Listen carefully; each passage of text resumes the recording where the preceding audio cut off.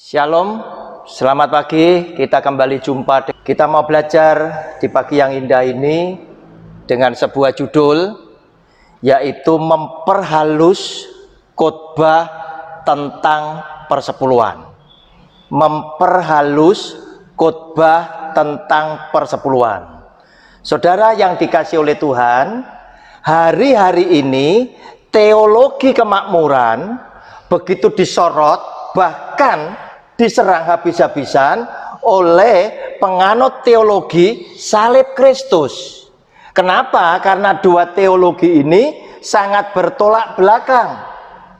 Yang teologi kemakmuran selalu berkata tentang berkat, seakan-akan dan memang dikhotbahkan. Sebagai orang benar, engkau akan diberkati dengan berkat jasmani yang berlimpah-limpah sampai anak cucu cicit keturunan. Bahkan sebagai orang benar, engkau ini diangkat sebagai anak. Dan jika Tuhan adalah Bapak kita, kita adalah anak, kita adalah ahli waris. Lagi-lagi Tuhan kita kan maha kaya, otomatis sebagai anak juga harus kaya. Terus bagaimana dengan yang miskin? Saudara, yang satunya teologi salib Kristus, mereka menganut pandangan sama seperti firman Tuhan. Yesus yang adalah Tuhan tidak pernah janjikan saudara dan saya akan diberkati dengan berkat jasmani yang berlimpah-limpah. Dia tidak pernah berjanji orang benar itu bebas dari masalah. Dia juga tidak pernah berjanji sebagai anak Tuhan, sebagai orang benar, kita akan dijadikan kaya yang luar biasa. Tidak, tetapi dia ajarkan kepada saudara dan saya lewat doa Bapa kami, berikanlah kepada kami rezeki kami, makanan kami pada hari ini yang secukupnya. Dia tidak pernah berjanji engkau bebas dari masalah, tetapi yang pasti dia berjanji buat saudara dan saya, aku Tuhan akan menyertai engkau sampai kepada akhir zaman. Orang benar boleh kena masalah, tetapi jika saudara dan saya sebagai orang benar, dia akan tetap ada menyertai saudara dan saya untuk menyelamatkan dan membebaskan kita dari persoalan. Itu yang dia ajarkan. Dan jika engkau mengikut kepadaku, engkau mesti sangkal diri, engkau mesti pikul salib, dan engkau mesti mengikut aku. Dua ajaran ini bertolak belakang.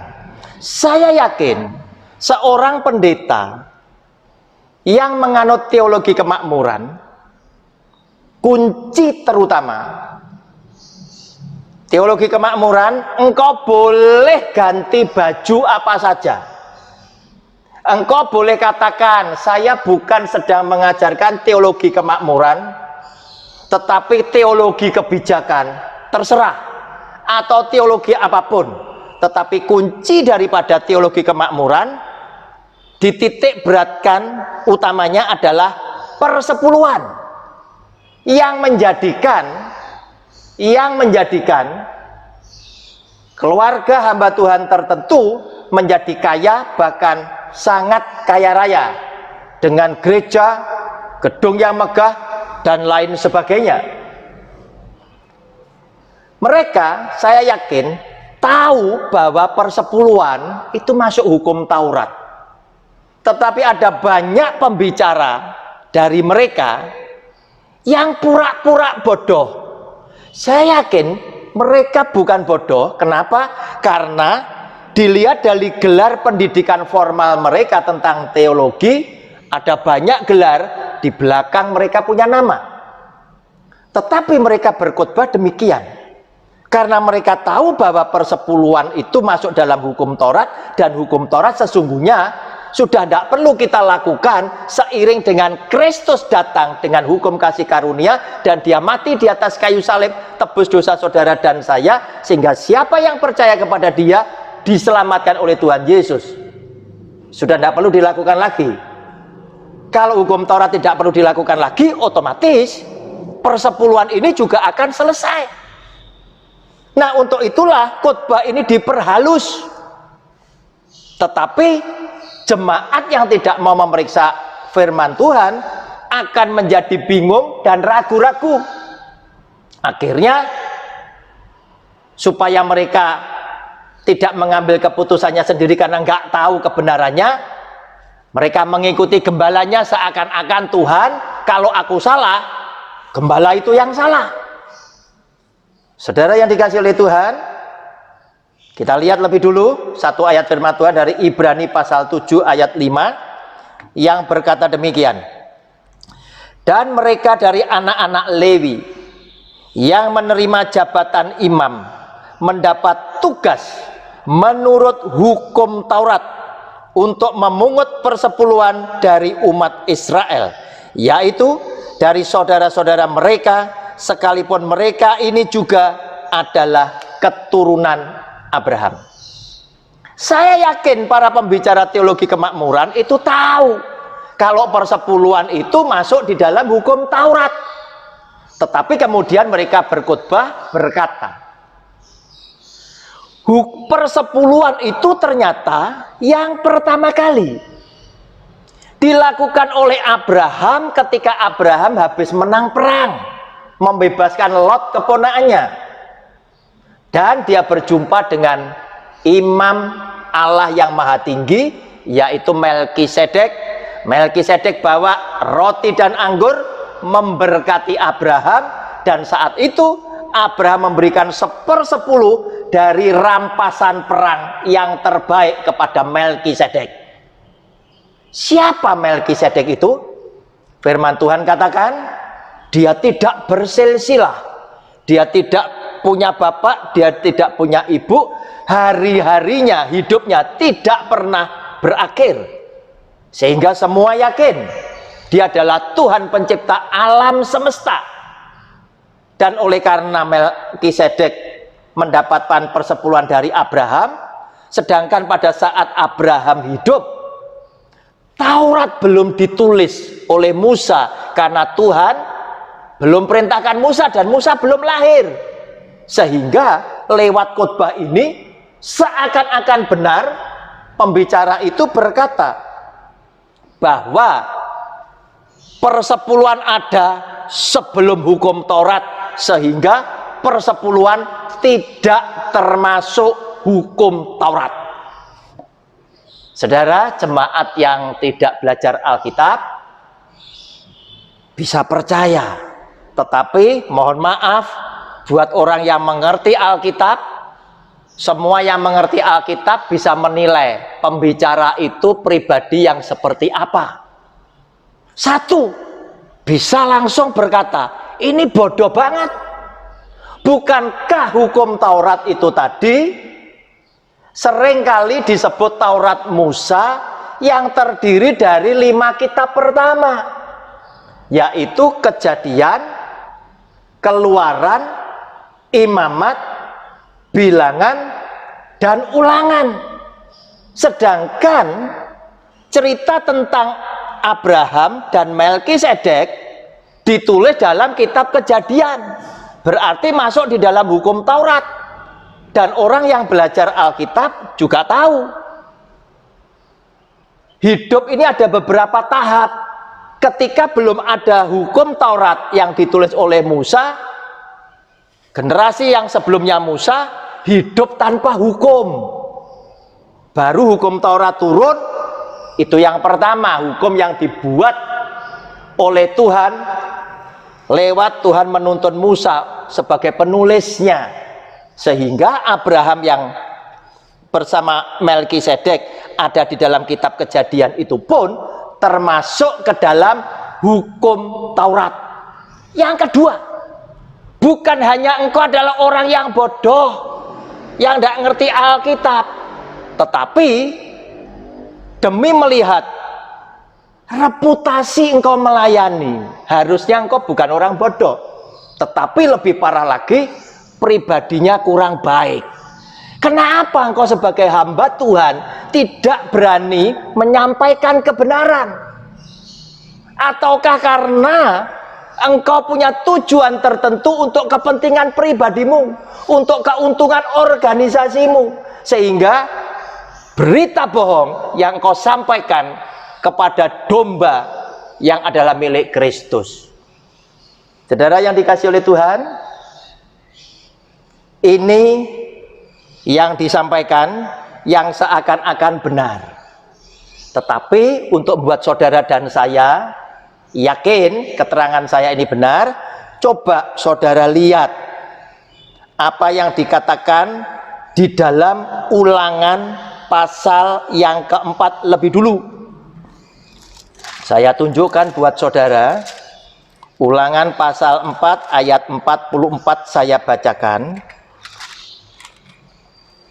Judul bacaannya adalah pendahuluan pengajaran Musa. Inilah hukum Taurat yang dipaparkan Musa kepada orang Israel. Artinya, mulai Ulangan pasal 4 ayat 44 sampai Ulangan ke belakang,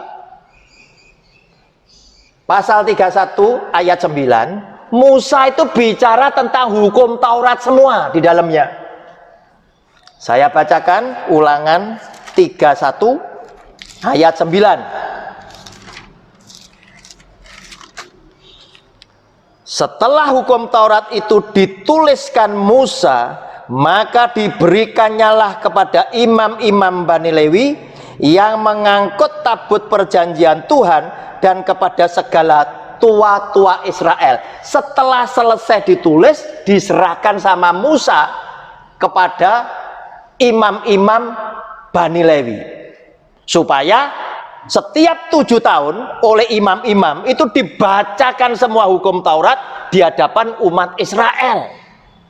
Artinya, mulai pasal 4, Ulangan pasal 4 ayat 44, Musa itu bicara semuanya tentang hukum Taurat.